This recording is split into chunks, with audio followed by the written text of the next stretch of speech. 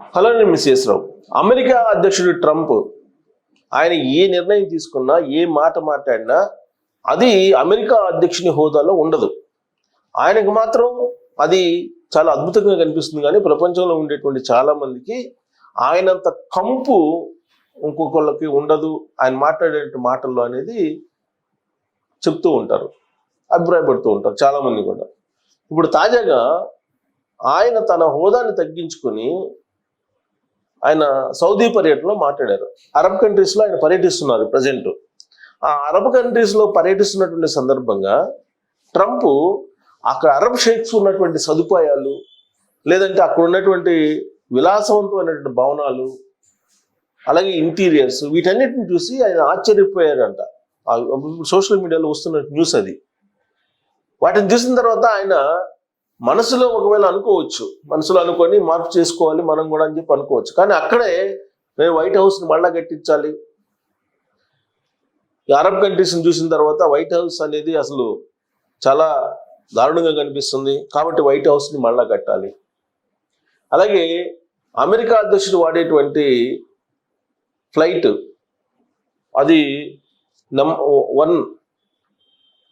అది America US వాడి government దాన్ని గవర్నమెంట్ ఆఫర్ చేసేది. దానికి ఒక పేరు ప్రతిష్ట ఉంది.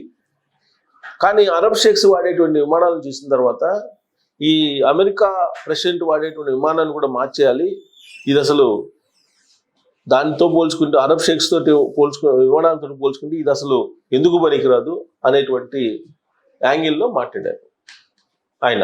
సరే, అంతటితోటి కామ్గా ఉండలా. ఆయన ఏమన్నారు, అరబ్ కంట్రీస్లో పర్యటిస్తున్నటువంటి ట్రంప్ చైనాలో ఇప్పుడు ప్రజెంట్ యాపిల్ ఫోన్లు తయారవుతున్నాయి. యాపిల్ ఫోన్లు, యాపిల్ ఉత్పత్తులకు సంబంధించి చాలా పెద్ద మార్కెట్, అది పెద్ద కంపెనీ కూడా. అమెరికా తర్వాత బయట బాగా విస్తరించినటువంటిది ఏంటంటే యాపిల్, చైనా.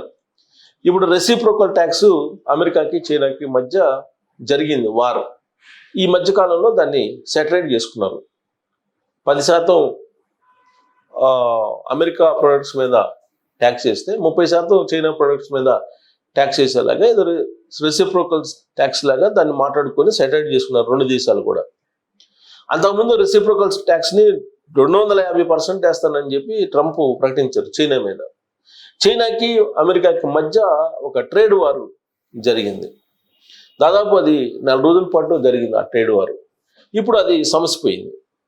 ఈ సమసిపోయిన తర్వాత ఇప్పుడు అరబ్ కంట్రీస్లో ఉన్నటువంటి ట్రంప్ ఏమంటారు, యాపిల్ కంపెనీ తన ఉత్పత్తులను చైనాలో తయారు చేస్తూ ఉంది, రాబోయేటువంటి రోజుల్లో భారతదేశానికి వెళ్ళబోతుంది.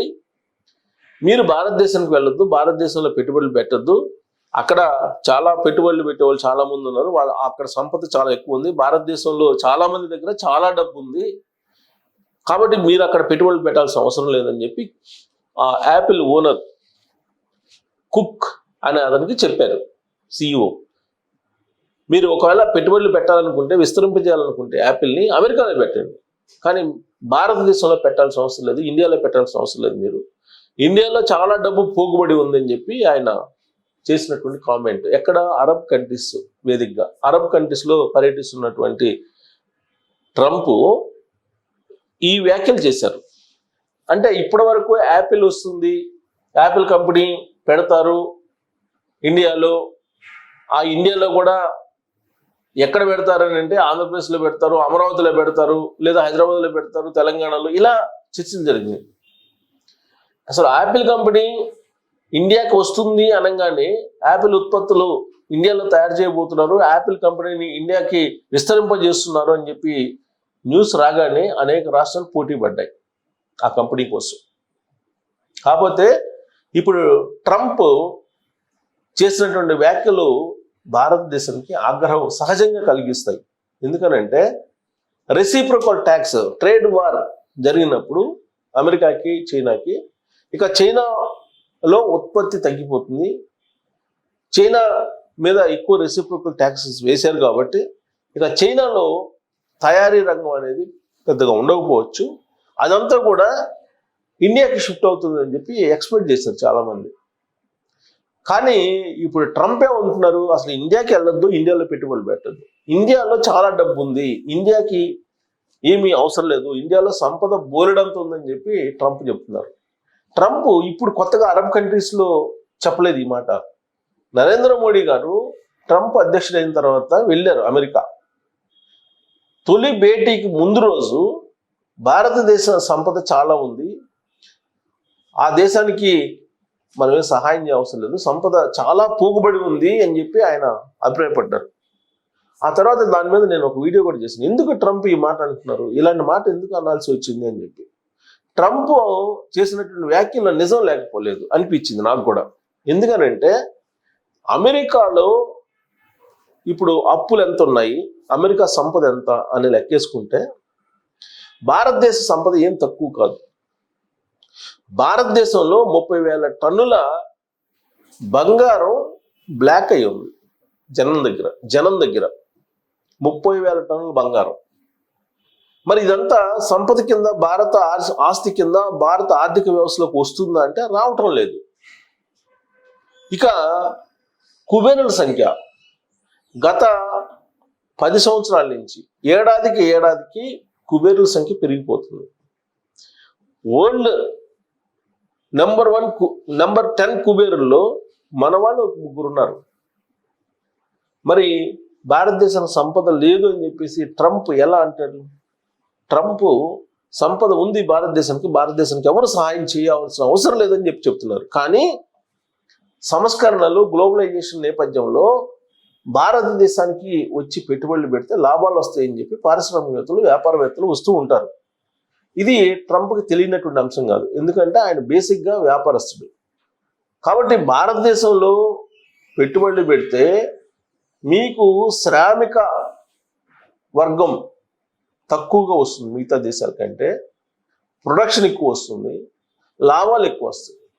కాబట్టి యాపిల్ కంపెనీ కూడా భారతదేశంలో పెట్టాలని నిర్ణయించుకున్నారు. కానీ వాళ్ళ ఆలోచనని ఆపివేస్తూ ట్రంప్ చేసినటువంటి వ్యాఖ్యలు ఏవైతే ఉన్నాయో అవి భారతదేశానికి ఆగ్రహం కలిగిస్తుంది. మరి ఆయన ఎందుకు ఆ విధమైన కామెంట్ చేశాడంటే వెరీ సింపుల్. అల్యూమినియం ఉక్కు మీద మనం రెసిప్రోకల్ ట్యాక్స్ వేసాం అమెరికాకి, దాని మీద రెసిప్రోకల్ ట్యాక్స్ వెయ్యాలి అని చెప్పి వరల్డ్ ట్రేడ్ ఆర్గనైజేషన్కి కంప్లైంట్ చేసాం. ఈ కంప్లైంట్ని బేస్ చేసుకొని ట్రంప్ భారతదేశం మీద ఆగ్రహం వ్యక్తం చేస్తున్నాడు.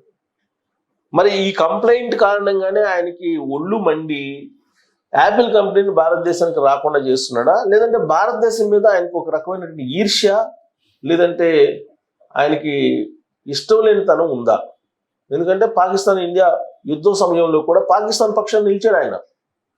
సో కాబట్టి ట్రంప్ ఏ ఉద్దేశంతో యాపిల్ కంపెనీని భారతదేశంలో పెట్టకుండా అడ్డుకుంటున్నారు అనే దాని మీద మీరు కామెంట్ చేయొచ్చు. Thank you.